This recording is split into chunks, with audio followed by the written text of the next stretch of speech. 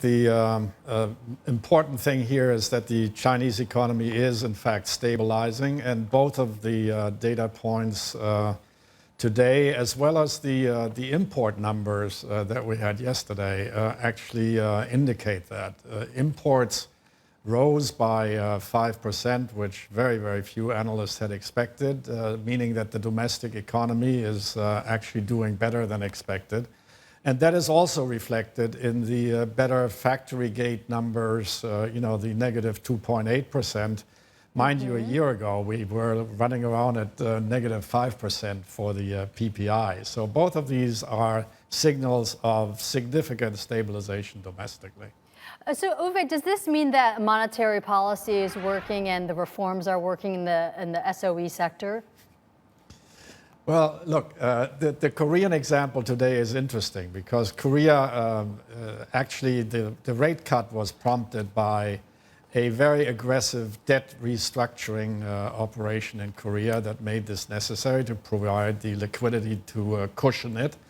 And the same thing is actually necessary in China. China needs to restructure debt, needs to find ways of reducing, especially the corporate sector, the public corporate, the SOE sector's debt, right.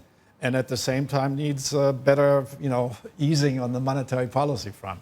Yeah, I'm glad you brought up the debt issue and the credit issue, because I want to understand the connection with what's going on with Forex reserves. We saw the Forex reserves drop $28 billion in the month of May. So that leaves Forex in China, the reserves down to $3.19 trillion. Meanwhile, China is telling its state-owned enterprises, go invest outside. So that means some of that Forex reserves is going out of the country. So does that mean less for domestic companies to access capital?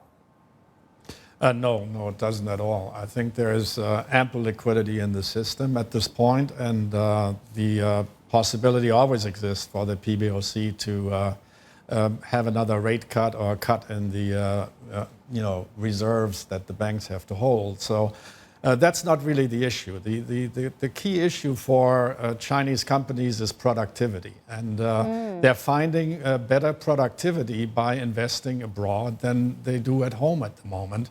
What is necessary is very, very deep-rooted SOE reform. And that's a political issue, just like it would be in Italy or in France or in other places that have big state-owned enterprises. So that's what needs to happen at this point.